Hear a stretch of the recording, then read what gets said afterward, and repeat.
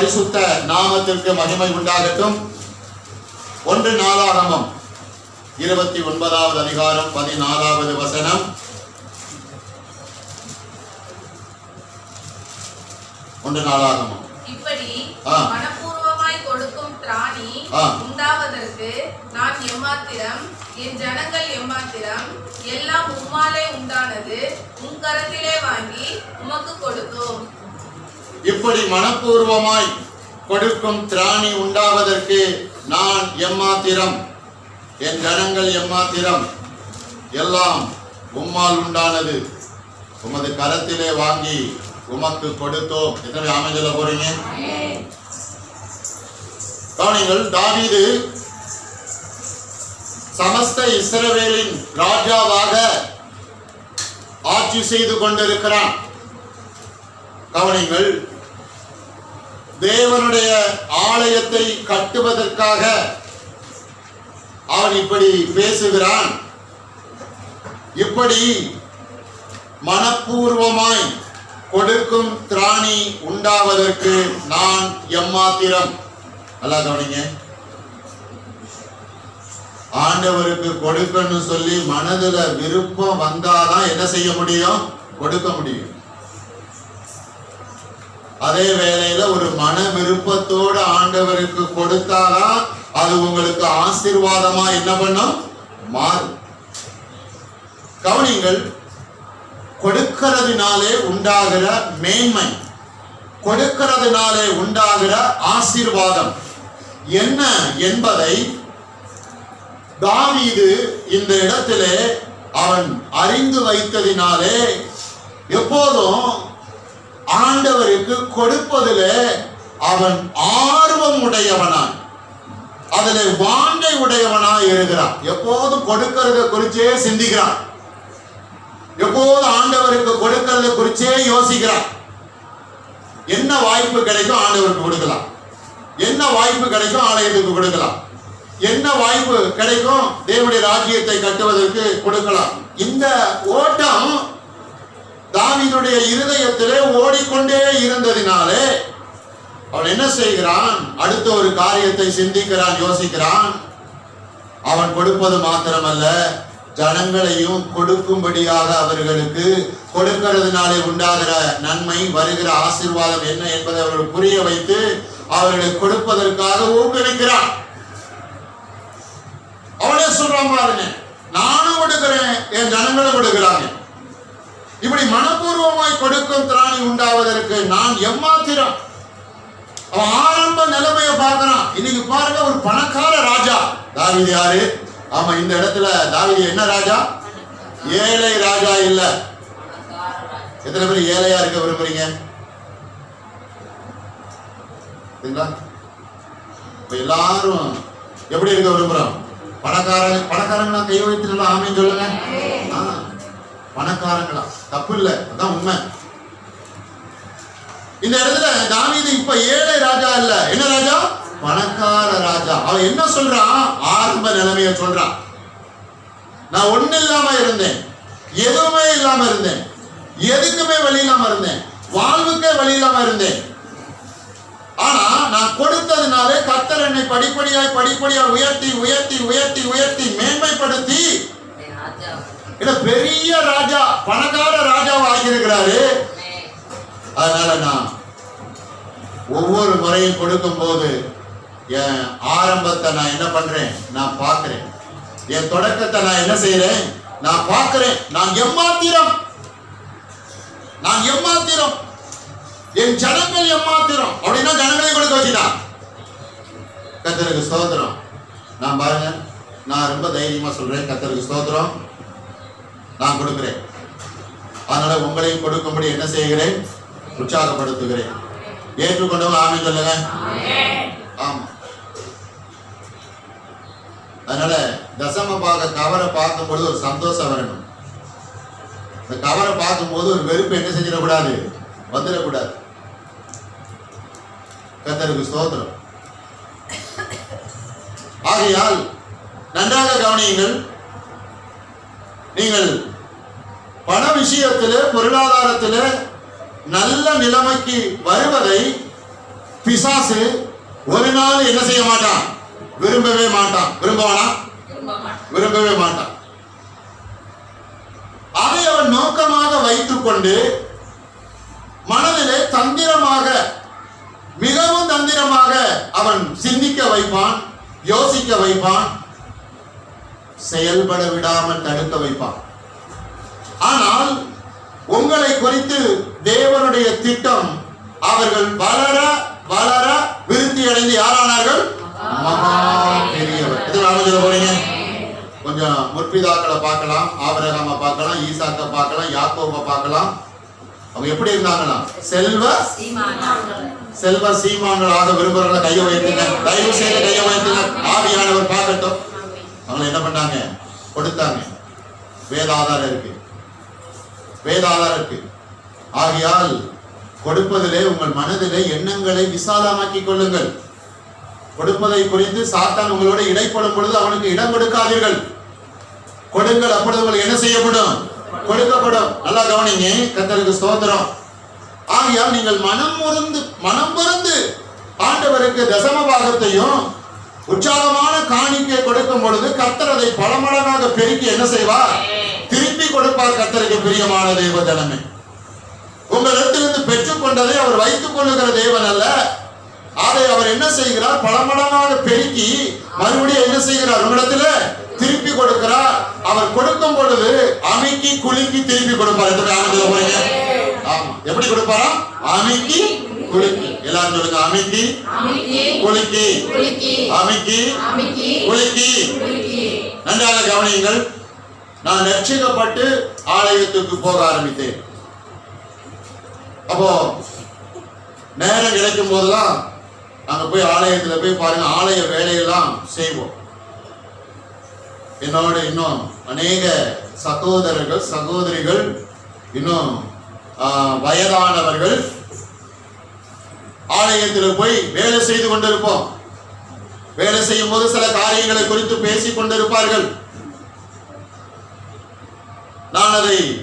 நான் உற்று கவனித்துக் கொண்டிருப்பேன். ஏனென்றால் நான் ரட்சிக்கப்பட்ட ஆரம்ப நாள், தொடக்க நாள், வளர்ந்தவர்கள் பேசுகிறதை எல்லாம் கவனித்துக் கொண்டே இருப்பேன். ஏனென்றால் அது எனக்கு தேவை, என்னுடைய வளர்ச்சிக்கு அது தேவை என்று. ஒரு அம்மா சொன்னாங்க, அப்பவே அவங்களுக்கு பாருங்க ஒரு 60-65 வயசு இருக்கும். நான் சொல்றது கிட்டத்தட்ட ஒரு 35 வருஷம் இருக்கும். நான் சொல்ற சம்பவம் 35 வருஷம் இருக்கும். அவங்க பேசிக்கிட்டாங்க. எடுத்தோடனே என் குடும்பத்துல நான் மட்டும்தான் ரட்சிக்கப்பட்டேன், என் கணவரோ பிள்ளைகளை என்ன செய்யல, ரட்சிக்கப்படல. ஆமா, நாங்க இந்து குடும்பத்தை சார்ந்தவங்க. இயேசு என்னை தொட்டார், ஆலயத்துக்கு வந்தேன், அவருடைய அன்பை ருசித்தேன். ஆமா, தொடர்ந்து நேரம் கிடைக்கும் போதெல்லாம் பாருங்க சர்ச்சில் தான் இருப்பேன். ஆமா, நானும் பார்த்துக்கிட்டே இருப்பேன். எப்ப பார்த்தாலும் அந்த அம்மா என்ன பண்ணும்? சர்ச்சிலே இருக்கும். அப்புறம் இன்னொரு காரியத்தை சொல்ல ஆரம்பிச்சது, கவனிங்க. இன்னொரு காரியத்தை, என் கணவர் வந்து ரட்சிக்கப்படாதவர். ரெண்டாவது ஒரு முரட்டாட்டம் பிடித்த ஒரு நபர் கூட. ஆலயத்துல ஆமா, ஊழியக்காரர் கொடுப்பதை குறித்து போதிப்பதை நான் இருதயத்தில நான் உள்வாங்கி கொண்டு, ஆனால் என் கணவருக்கு தெரியாமல் நான் எப்படி கொடுப்பது, வருமானம் அவரிடத்துல இருக்கிறது, நான் எப்படி கொடுப்பது, கொடுத்தால்தான் கர்த்தர் ஆசீர்வதிப்பாரே அப்படின்னு பாருங்க. அந்த அம்மா அவங்க இருதயத்துல ஒரு காரியம் தோணிச்சான். கணவர் பாருங்க வீட்டு செலவுக்கு, இந்த செலவுக்கு, அந்த செலவுக்கு, அந்த செலவுக்குன்னு பணம் கொடுப்பாங்க. அந்த பணத்துல என்ன பண்ணுவாங்களா? சொல்லுங்க சொல்லுங்க. அந்த பணத்துல என்ன பண்றது? 10ல் 1 பங்கு. உண்மையிலே நடந்ததை சொல்றேன். வீட்டுல பாருங்க, ஸ்டேஷனரிக்கு இது இவ்வளவு, காய்கறி வாங்க இவ்வளவு, அதுக்கு இவ்வளவு, இதுக்கு இவ்வளவு. உடனே அவங்க ஒரு தீர்மானம் எடுத்தாங்களாம், என் கணவர் வீட்டு செலவுக்கு கொடுக்கறதுல முதலாவது என்ன எடுத்து வைப்பேன்? தசம பாகம். நான் இப்படி தொடர்ந்து கொடுக்க ஆரம்பித்தேன். நாளடைவில் கர்த்தரின் கணவரை தொட்டார், நாளடைவில் பிள்ளைகளை தொட்டார். பொருளாதாரத்தில் பின்தங்கி இருந்த நாங்கள் இப்பொழுது நல்ல வசதி வாய்ப்பாய் மாறிவிட்டோம். தொடர்ந்து நாங்கள் கவனித்துக் கொண்டே இருந்தேன். அவங்க போக போக லட்சாதிபதியா கோடீஸ்வரா மாறிட்டாங்க. நாட்கள் ஆனது. அவர் கணவர் ரட்சிக்கப்பட்டு உள்ள வந்து அவரும் பாருங்க கொடுக்கிற சத்தியத்தை கேட்டதுனால இப்ப இவங்களுக்கு பாருங்க ரொம்ப ஃப்ரீடம் ஆயிருச்சு. அவரே இப்ப பாருங்க தசமபாகம் என்ன பண்ணிட்டாரு? கொடுக்க ஆரம்பிச்சு. எத்தனை ஆமென் சொல்ல போறீங்க? நல்லா கவனிங்க. நீங்க பண விஷயத்துல வளர்ந்தாதான் ஜனங்கள் உங்களை பார்த்து மதிப்பாங்க, மரியாதை என்ன செய்வாங்க, கொடுப்பாங்க. எதிர்பார்க்கிறவங்க கையை வச்சு ஒரு ஆமென் சொல்லுங்களேன். ரைட். அப்புறம் இன்னொரு வசனம் பார்த்து நம்ம கர்த்தருடைய வார்த்தைக்குள்ள போகலாம். கலாத்தியர் புஸ்தகம் 6வது அதிகாரம் 6வது வசனம். கலாத்தியர் 6:6 எடுத்துங்க வாசிங்க. கலாத்தியர் 6:6.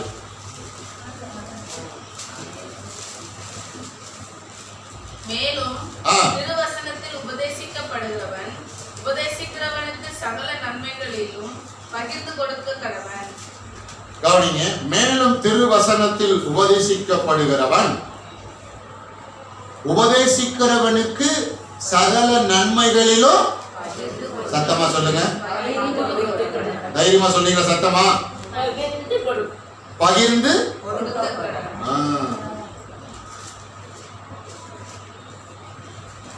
கவனிங்க, மேலும் திருவசனத்தில் உபதேசிக்கப்படுகிறவன். நீங்க எதனால உபதேசிக்கப்படுறீங்க? திருவசனத்தினாலே.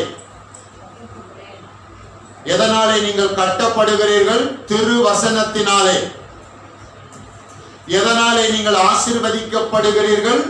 திருவசனத்தினாலே. அப்படி என்றால் உங்களுக்கு திருவசனத்தை போதிக்கிறவன் யார்? காதுள்ளவர்கள் சொல்லுங்க. உங்களுக்கு திருவசனத்தை போதிக்கிறது யாரு?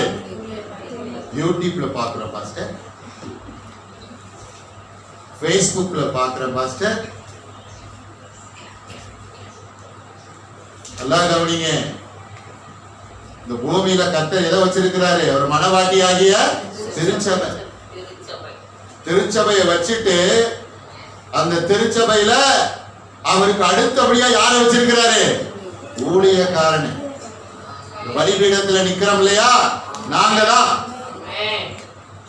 எங்களை கொண்டுதான் கர்த்தர் உங்ககிட்ட என்ன செய்யறாரு? பேசுறார். கர்த்தருக்கு அடுத்தபடியா ஊழியக்காரன் தான் உங்களுக்கு முக்கியம். எத்தனை பேர் ஏற்றுக்கொள்றீங்க? கர்த்தருக்கு அடுத்தபடியா விசுவாசிகளுக்கு யாரு முக்கியம்? ஊழியக்காரன் தான். சரி, அந்த ஊழியக்காரன் நல்லா இருக்கணும், அந்த ஊழியக்கார மனைவி பிள்ளைகள் நல்லா இருக்கணும், அந்த ஊழியக்கார குடும்ப வாழ்க்கை வீடு நல்லா இருக்கணும்னு எத்தனை பேர் நினைக்கிறீங்க? நினைச்சிட்டா மட்டும் போதுமா?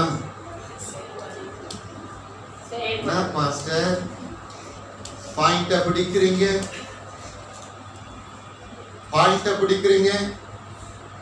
கவனிங்க. நினைச்சுக்கிட்டே இருந்தா போதுமா? ஹலோ, நினைச்சுக்கிட்டே இருந்தா போதுமா? மேலும் திருவசனத்தில் உபதேசிக்கிறவனுக்கு சகல நன்மைகளில் என்ன செய்யணும்? பகிர்ந்து விடணும். ஐயோ, பாஸ்டர் விசாரிக்கணுமே, பாஸ்டர் மனைவி பிள்ளைகளை விசாரிக்கணுமே, குடும்பத்தை விசாரிக்கணுமே, நமக்கு இருக்கிறத எடுத்து அவங்களுக்கும் கொடுக்கணுமே. எதுல கொடுக்கலாம்? சகல நன்மைகளிலும் பகிர்ந்து கொடுக்க கடவன். புரிஞ்சுக்கோங்க. ஊழியக்காரனுக்கு என்ன செய்யும்? பசிக்கும். பசிக்குமா பசிக்காதா? நாங்க என்ன பசிக்காத வரமா ஆண்டவர்கிட்ட பெற்று வாங்கிட்டு வந்திருக்கிறோம். ஊழியக்காரனுக்கு என்ன பண்ணும்? பசிக்கும். ஊழியக்காரனுக்கு குடும்பம் இருக்கும், ஊழியக்காரனுக்கு வீடு இருக்கும், ஊழியக்காரனுக்கு பல காரியம் இருக்கும். திருவசனத்தில் உபதேசிக்கிறவனுக்கு சகலவற்றிலும் என்ன செய்ய வேண்டும்? பகிர்ந்து கொடுக்க வேண்டும். அப்படின்னு எப்போது நீங்க யாரை நினைக்கணும்? நீங்க நல்லா இருக்கும் போது யாரை நினைக்கணும்? நீங்க உயர்வடையும் போது யாரை நினைக்கணும்? நான் நல்லா இருக்கிறது போல என் ஊழியக்கார குடும்பம் எப்படி இருக்கணும்?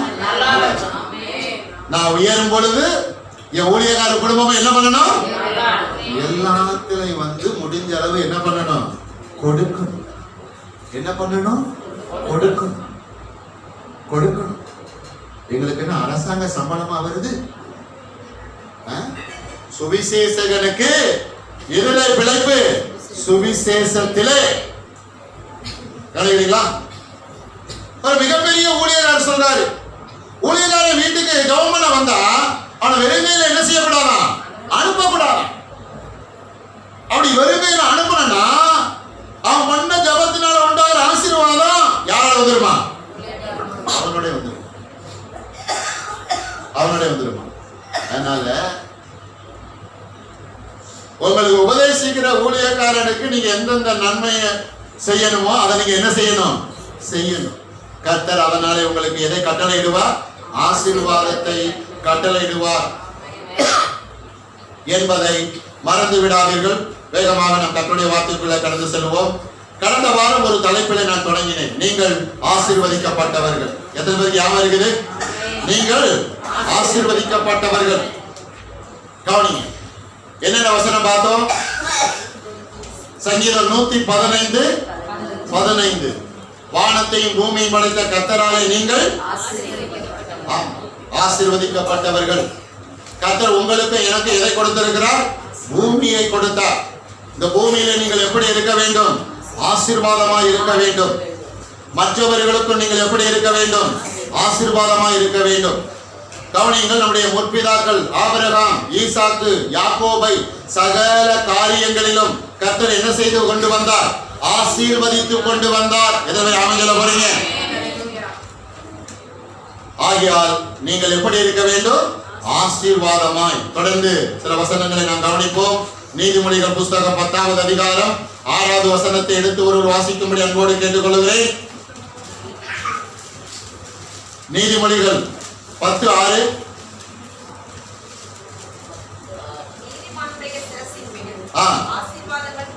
தங்கும். எல்லாம் எடுத்துக்கொண்டீங்களா? நீதிமொழிகள் 10வது அதிகாரம் 6வது வசனம். நீதிமானுடைய சிரசின் மேல் என்ன தங்கும்? எல்லாரையும் கூட சேர்ந்து சொல்லுங்க. நான் நீதிமான், நாங்கள் நீதிமான்கள், எங்களுடைய தலையின் மேலே ஆசீர்வாதங்கள் தங்கி இருக்கிறது. ஒவ்வொரு முறையும் நீங்கள் இப்படி வாய் திறந்து என்ன செய்ய வேண்டும்? பேச வேண்டும். எதை பேச வேண்டும்? இதை பேச வேண்டும். நான் நீதிமான், ஆகையால் கர்த்தருடைய ஆசீர்வாதம் என் தலையின் மேல என்ன செய்கிறது? தங்கி இருக்கிறது. நீங்கள் ஆசீர்வதிக்கப்பட்டவர்களாய் இருக்க வேண்டும் என்று கர்த்தர் விரும்புகிறார். நீங்கள் ஒரு வற்றாத நீரூற்றாய் வளமிக்க தோட்டமாய் இருக்க வேண்டும் என்று கர்த்தர் விரும்புகிறார். ஆரம்பம் அற்பம் அல்ல, ஆரம்பமே சம்பூர்ணமாய் இருக்க வேண்டும் என்று கர்த்தர் விரும்புகிறார். கவனிங்க, நீதிமானுடைய சிரசின் மேல் ஆசீர்வாதங்கள் தங்கும். சிரசின் மேல் பாருங்க. சிரசுனா அவங்க எல்லாருக்கும் தெரியும். சிரசுனா தலை இல்லையா? ஏன் தலை மேல சொல்லுங்க? ஏன் கை மேல தங்காதா? கால் மேல தங்காதா? தலை. ஒரு மனிதனுக்கு தலைதான் என்னது? தலை சிறந்தது. தலைதான் என்னது? காப்பு. அதனால தலை எப்போதும் மகிமைக்கு அடையாளமா என்ன செய்கிறது? இருக்கிறது. தலையில ஆசீர்வாதம் தங்கினால் அது தலையிலிருந்து பாதம் வரைக்கும் என்ன பண்ணும்? இறங்கி வரும். வராமல இப்ப பாருங்க, தண்ணியை எடுத்து தலையில ஊத்துற அப்படின்னா அது கீழே வடிஞ்சு வருமா இல்ல மேல போகுமா? ஆட்டோமேட்டிக்கா கீழே வடிஞ்சு எங்க வந்துடும்? பாதத்துக்கு வந்துதான் போகும். நீங்கள் நீதிமான்கள். நீங்கள் யாரு? நீதிமான். எப்போதும் அந்த நிலையிலே உறுதியாக இருங்கள். நான் நீதிமான். நான் இயேசு கிறிஸ்துவின் ரத்தத்தினாலே கழுவி மீட்கப்பட்ட பிள்ளை, ஒரு வார்த்தையை அறிந்த பிள்ளை. நான் நீதிமான். கர்த்தர் அவருடைய கல்வாரி புண்ணியத்தினாலே, கல்வாரி பாடுகளினாலே அநீதிமானா இருந்த என்னை அவர் நீதிமானா என்ன செய்திருக்கிறார்? மாற்றியிருக்கிறார். நான் நீதிமானாவதற்கு நான் ஏதோ முயற்சி எடுக்கவில்லை, என் நீதியினாலே நான் நீதிமானாகவில்லை, எல்லாம் அவர் சிலுவையிலே செய்து முடித்ததினாலே நான் சுலபமாக யாராயிருக்கிறேன்? நீதிமானாயிருக்கிறேன். கஷ்டப்படாம நீதிமானாயிட்டோம். உங்களுக்காக எனக்காக எல்லா கஷ்டத்தையும் இயேசு சிலுவையில பட்டார் பாருங்க. கஷ்டப்படாம நீதிமானாயிட்டோம். அதனால கஷ்டப்படாம ஈஸியா என்ன செய்யணும்? வாய் திறந்து என்ன செய்யணும்? சொல்லணும். யாருக்காவது சிக்கலா இருக்கா, கஷ்டமா இருக்கா நீதிமான் சொல்றதுக்கு? எவ்வளவு சேர்ந்து நான் நீதிமான், நான் நீதிமான். தொடர்ந்து அப்படி சொல்லணும் பாருங்க. சொல்ல சொல்ல பிசாசு ஓடியே போயிருவான். இதை ஆமென் சொல்ல போறீங்க, ஓடியே போயிருவான் பாருங்க. நான் நீதிமான் ஆகியால் என் தலையின் மேல என்ன இருக்கிறது? கர்த்தருடைய ஆசீர்வாதம். ஓ நினைச்சுக்கோங்க, உங்க தலையில என்ன உட்கார்ந்திருக்கு? சொல்லுங்க, உங்க தலையில என்ன உட்கார்ந்திருக்கு?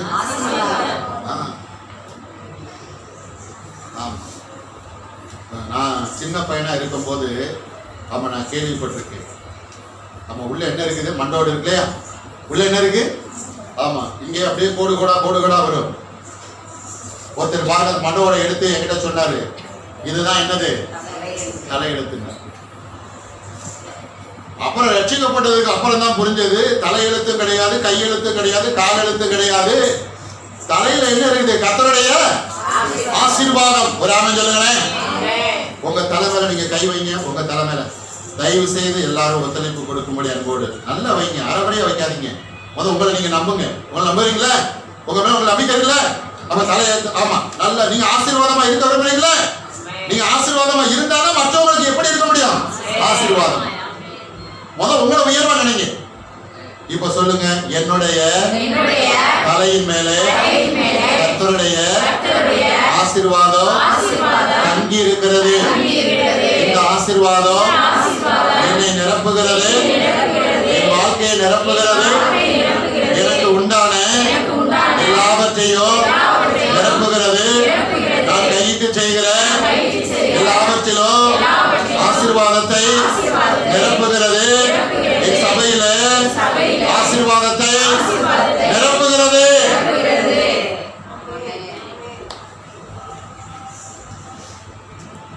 கலாத்தியர் புஸ்தகம் 3வது அதிகாரம் 14வது வசனம். கலாத்தியர் வேகமா எடுத்துக்கோங்க. 3:14 எடுத்தவங்க வாசிங்க.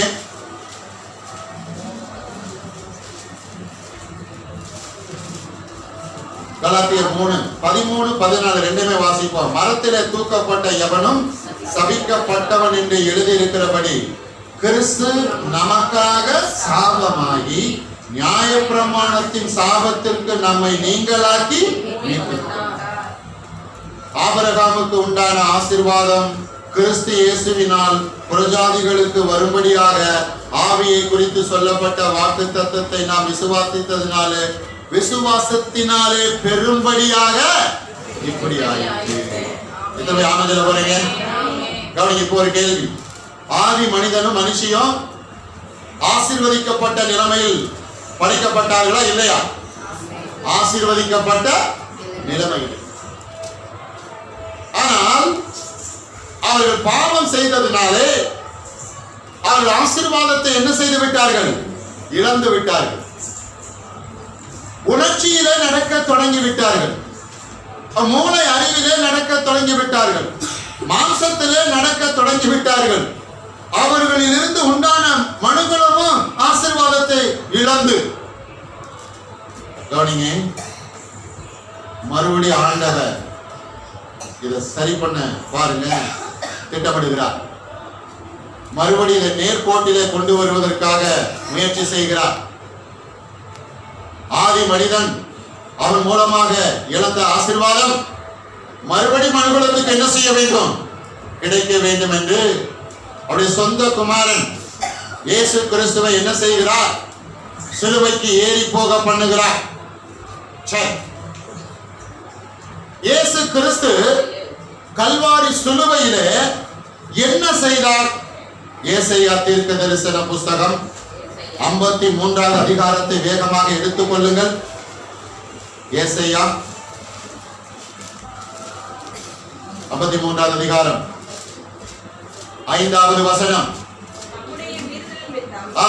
அவர் காயப்பட்டு காயப்பட்டு நம்முடைய அக்கிரமங்கள் நிமித்தம் ஆ. அவர் நொறுக்கப்பட்டார். நொறுக்கப்பட்டார். நமக்கு சமாதானத்தை உண்டு பண்ணும் ஆ. ஆக்கினை அவர் மேல் வந்தது. அவருடைய தழும்புகளால் குணமாகிறோம். அவருடைய தழும்புகளால் குணமாகிறோம். கவனிங்க, நம்முடைய மீறுதல் நிமித்தம், நம்முடைய அக்கிரமங்கள் நிமித்தம், நம்முடைய அநியாயத்தின் நிமித்தம், நம்முடைய பாவத்தின் நிமித்தம்.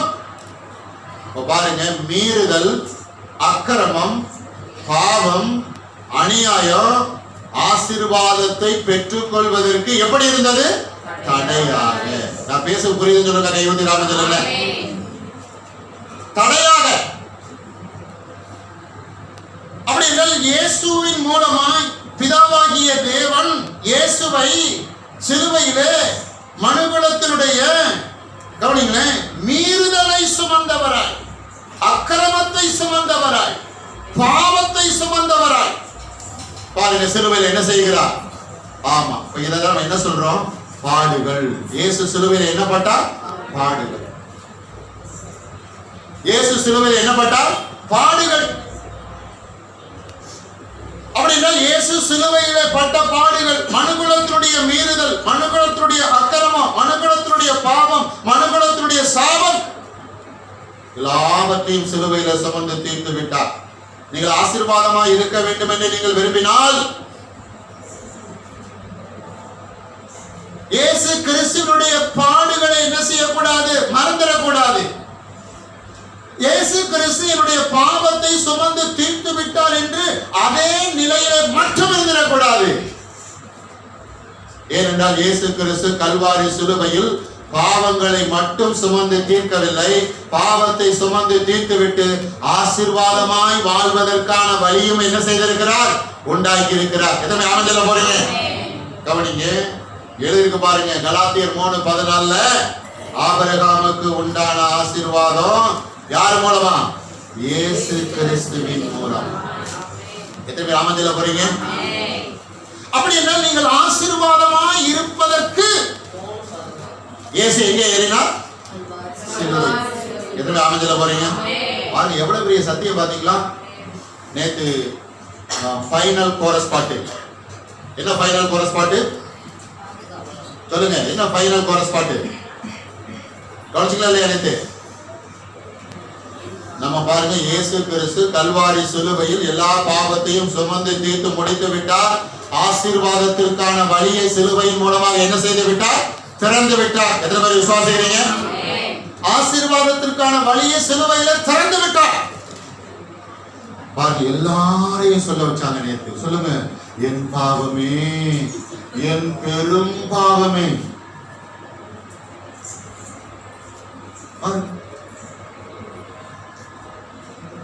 என் பாவமே, அப்புறம் என்னது? என் பெரும். எதை விசுவாசிக்க கற்றுக் கொடுக்கிறாங்க? இங்க யாராவது பாவத்தை விசுவாசிக்கிறவங்க இருக்கிறீங்களா? அப்படி யாராவது இருந்தீங்கன்னா ஆமீன் போட்டதுக்கு அப்புறம் என்ன வந்து பாருங்க. உடனே வைத்தியம் பார்க்கணும். என்ன பார்க்கணும்? வைத்தியம் பார்க்கணும்.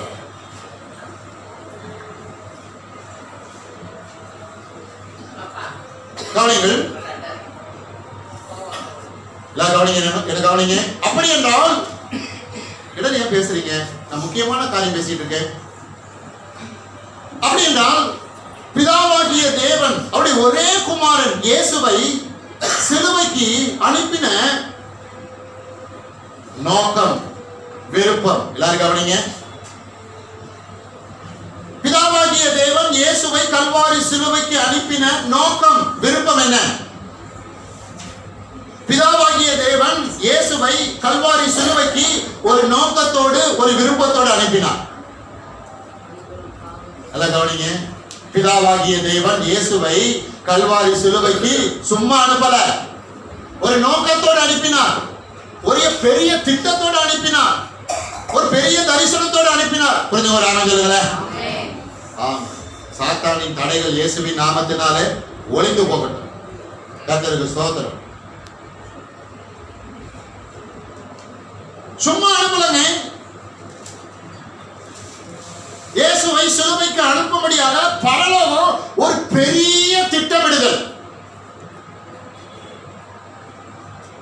பூமியில ஒரு தேசத்துல ஒரு ஆட்சி போய் இன்னொரு ஆட்சி வந்த உடனே அந்த ஆட்சி எத்தனை ஆண்டு திட்டம்? 5 ஆண்டு திட்டம். இயேசுவை சிலுவைக்கு அனுப்பி செய்ய வேண்டியதற்காக பரலோகம் ஒரு நீண்ட திட்டத்தை என்ன செய்தது?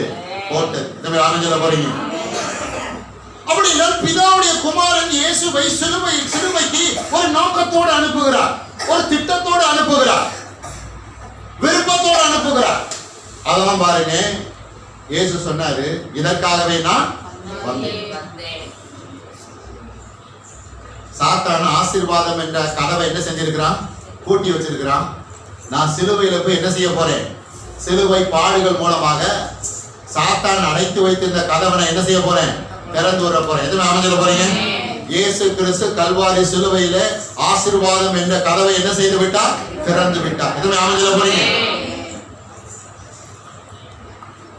கவனிங்க, என்ன தலைப்புல பார்த்துட்டு இருக்கோம்? நீங்கள் ஆசீர்வதிக்கப்பட்டவர். இன்னைக்கு முடிச்சிருவோம். அப்படி என்றால் பிதாவாகிய தேவன் அவருடைய குமாரன் இயேசுவை ஒரு நோக்கத்தோடும் ஒரு விருப்பத்தோடும் சிலுவைக்கு அனுப்பினார். இன்றைக்கு கர்த்தருடைய பிள்ளைகளாய் இருக்கிற நீங்கள் இயேசு கிறிஸ்து கல்வாரி சிலுவைக்கு ஏன் ஏறினார், அந்த நோக்கத்தையும் அந்த விருப்பத்தை என்ன செய்ய வேண்டும்? அறிந்து கொள்ள வேண்டும். எதுவும் நானும் சொல்ல போறீங்க பாருங்க. குட் ஃப்ரைடே வந்துச்சுன்னா பாத்தீங்கன்னா ஒரு கூட்டம் மக்கள் என்ன செய்யறாங்க பாருங்க, சரீரத்தை அப்படியே வருத்துறதும், இன்னும் பாருங்க தலைக்கு எண்ணெய் வைக்காமலும் தலை சீவாம அது முடிக்கக்குள்ள தலையில என்ன விழுந்துரும்? சொல்லுங்க. ஓடு விழுந்து குழி விழுந்து. இல்ல கர்த்தருக்கு பிரியமான தேவ ஜனமே, இயேசு கிறிஸ்து சிலுவைக்கு ஏன் ஏறினார் என்ற நோக்கத்தையும் விருப்பத்தையும் ஜீவ புஸ்தகத்தில் என்ன செய்ய வேண்டும்? தெரிந்து கொள்ள வேண்டும். சத்தியத்தையும் அறிவீர்கள், சத்தியம் உங்களை. இயேசு சிலுவைக்கு ஏன் ஏறினார் அந்த நோக்கத்தையும் விருப்பத்தையும் நீங்கள் அறிந்து கொள்ள நீங்கள் ஆசீர்வதிக்கப்பட்டவர் என்ற ஸ்தானம் என்ன பண்ணும்? இன்னும் உயரும். எதுவும் நாம சொல்ல போறீங்க? ஆசீர்வதிக்கப்பட்ட நீங்கள் இன்னும் என்ன செய்யப்படுவீர்கள்? ஆசீர்வதிக்கப்படுவீர்கள். எதுவும் நாம சொல்ல போறீங்க? ஆசீர்வாதத்திலே உயர்வு என்ன செய்யும்? வந்து கொண்டே இருக்கும். இந்த வார்த்தையின் அடிப்படையில, இந்த வசனத்தின் அடிப்படையில, இந்த சத்தியத்தின் அடிப்படையில, இந்த வேத புஸ்தகத்தின் அடிப்படையில நீங்கள் இயேசுவை சிலுவைக்கு பிதா அனுப்பின அந்த நோக்கத்தையும் விருப்பத்தையும் அறிந்து கொள்ளும் பொழுது இந்த பூமியிலே நீங்கள் வாழ்நாள் முழுவதும் எப்படி இருப்பீர்கள்? ஆசீர்வாதமாக இருப்பீர்கள். வாழ்நாள் முழுவதும் சந்ததியாக ஆசீர்வாதமாக நாங்கள் இருக்க விரும்புகிறோம். சொல்றவங்க மட்டும் கையை வைத்து விடாம இவட சேர்ந்து நீங்க இந்த அறிக்கை பண்ணுங்க. ஆண்டவராகிய இயேசு கிறிஸ்து நாங்களும் எங்கள் பிள்ளைகளும் வாழ்நாள் முழுவதும் ஆசீர்வாதமாய் வாழும்படியாக சிலுவைக்கு ஏறினார். பிதாவாகிய தேவன் இயேசுவை அதற்காகத்தான் சிலுவைக்கு அனுப்பினார். ஆமென். அல்லேலூயா. அல்லேலூயா. நேத்து ஒரே பாதுகாப்பு கோஷம் தான். என்ன கோஷம்? ஒரே பாதுகாப்பு கோஷம் தான்.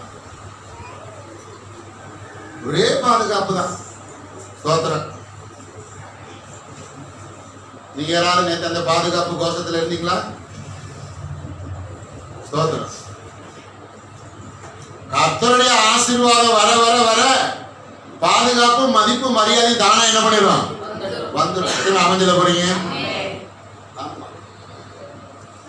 கர்த்தருக்கு ஸ்தோத்திரம். அல்லேலூயா. நேற்று மேல உள்ள போக விரும்பல, வேகமா நான் முடிக்க விரும்புறேன். சங்கீத புஸ்தகம் 115வது அதிகாரம் 12வது வசனம். சீக்கிரம் முடிவுக்குள்ள வந்துட்டோம். வானத்தையும் பூமியையும் படைத்த கர்த்தராலே நீங்கள் ஆசீர்வதிக்கப்பட்டவர்கள். வானத்தையும் பூமியையும் படைத்த கர்த்தராலே நீங்கள் யாரு? ஆசீர்வதிக்கப்பட்டவர்கள். கடந்த வாரம் இந்த வசனத்துல தான் ஆரம்பிச்சோம் இல்லையா? வானத்தையும் பூமியும் படைத்த கர்த்தராலே நீங்கள் இல்ல சாரி, சங்கீதம் 115:12 வாசிங்க. கர்த்தர் நம்மை நினைத்திருக்கிறார், அவர் ஆசீர்வதிப்பார், இஸ்ரவேல் குடும்பத்தாரை ஆசீர்வதிப்பார், அவர் ஆரோன் குடும்பத்தாரை ஆசீர்வதிப்பார். சத்தமா ஆமென் சொல்லுவோமா? ஆண்டவராகிய இயேசு கிறிஸ்து கல்வாரி சிலுவை மூலமாக ஆசீர்வாதம் என்ற கதவை என்ன செய்து விட்டார்? திறந்து விட்டார். ஆசீர்வாதம் என்ற நதியை திறந்து விட்டார். அதனால உங்க மேல இப்ப என்ன நதி பாயுது? சத்தமா சொல்லுங்க. இன்னைக்கு இந்த உலகத்துல எத்தனையோ வற்றாத நதிகள்லாம் நீங்க அப்படியே பாருங்க. இந்த கிணற்றோடு போயிட்டீங்கன்னா ஒரு கட்டண கழிப்பறை இருக்கு. அந்த கட்டண கழிப்பறைக்கு என்ன பேருமா வச்சிருக்காங்க? நைல் நதி. என்ன நதி?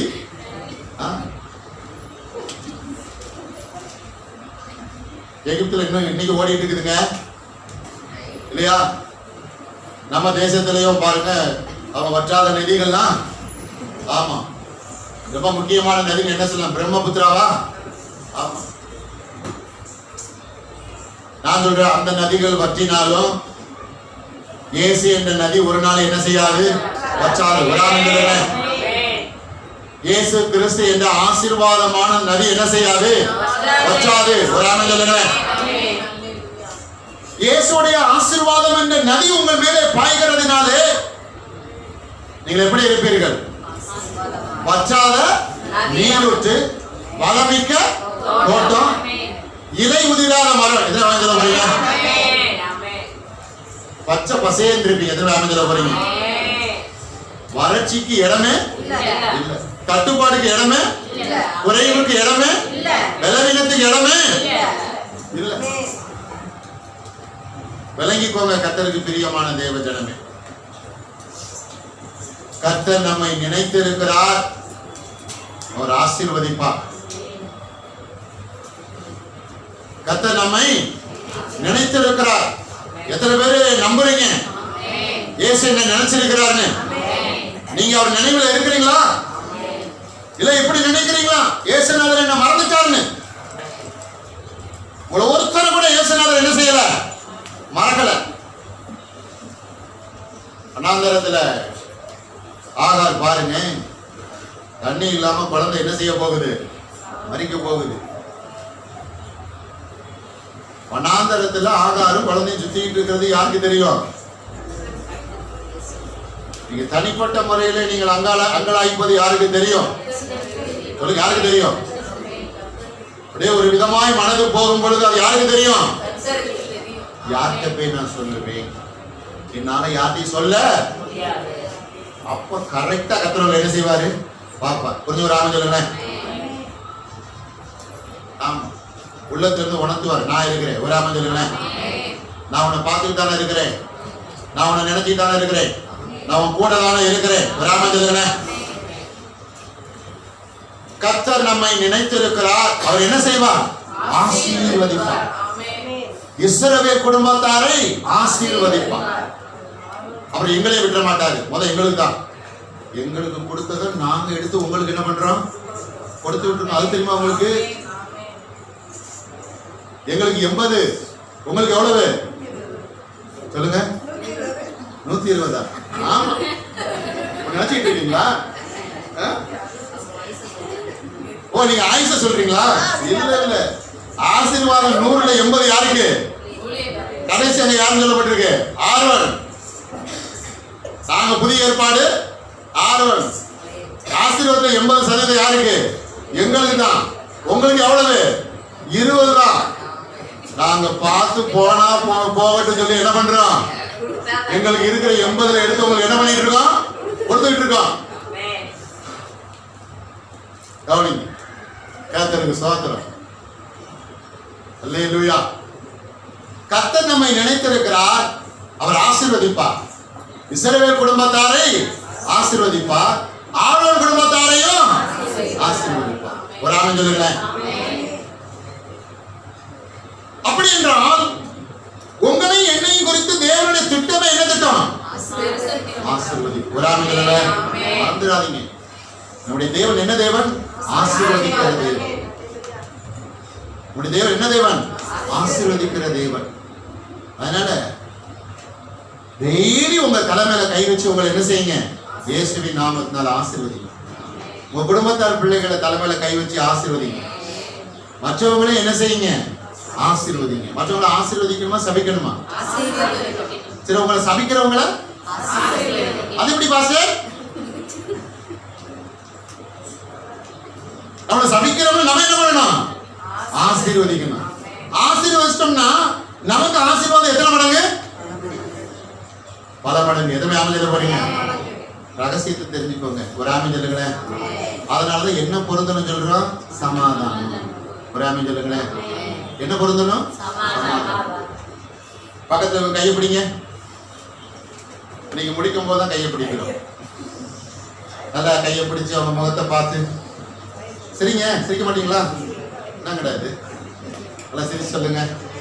கர்த்தர் உங்களை நினைத்திருக்கிறார்.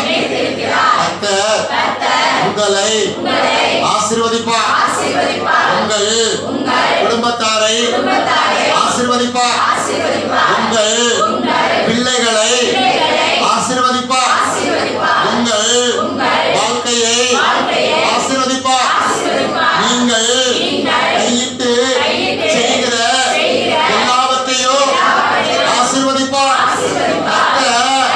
உங்கள் ஊழியக்காரரை ஆசீர்வதிப்பார். அவருடைய குடும்பத்தையும் ஆசீர்வதிப்பார்.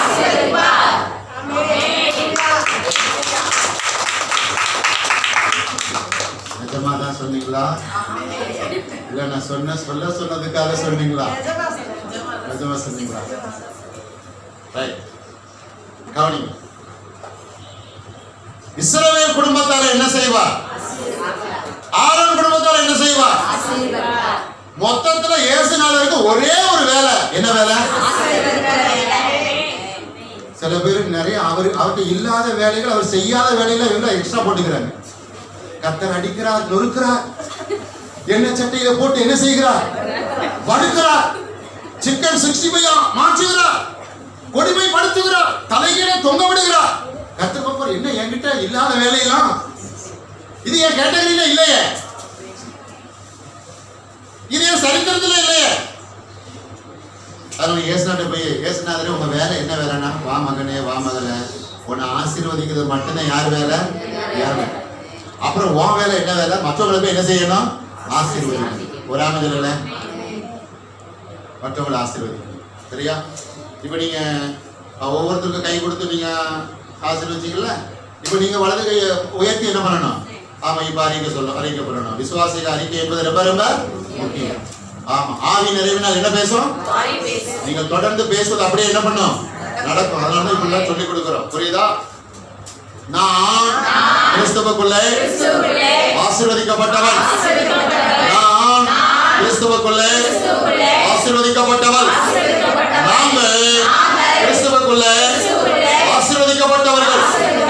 எங்களை ஆசீர்வதிப்பது கர்த்தருக்கு பிரியம். வானத்தையும் பூமியும் படைத்த கர்த்தராலே நாங்கள் ஆசீர்வதிக்கப்பட்டவர்கள். எங்களுடைய முற்பிதாக்கள் ஆபிரகாம், ஈசாக்கு, யாக்கோபை ஆசீர்வதித்தது போல கர்த்தர் உங்களையும் பிள்ளைகளையும் குடும்பத்தாரையும் ஆசீர்வதிக்கிறார். ஆகையால் நாங்கள் ஆசீர்வதிக்கப்பட்ட நிலையிலே இருப்போம், உயர்வோம், வளருவோம், பெருகுவோம், விருத்தி அடைவோம். ஆமென், ஆமென், ஆமென், ஆமென். ஹல்லேலூயா. கண்களை மூடுவோம், ஜெபிப்போம். கர்த்தர் நல்லவர்.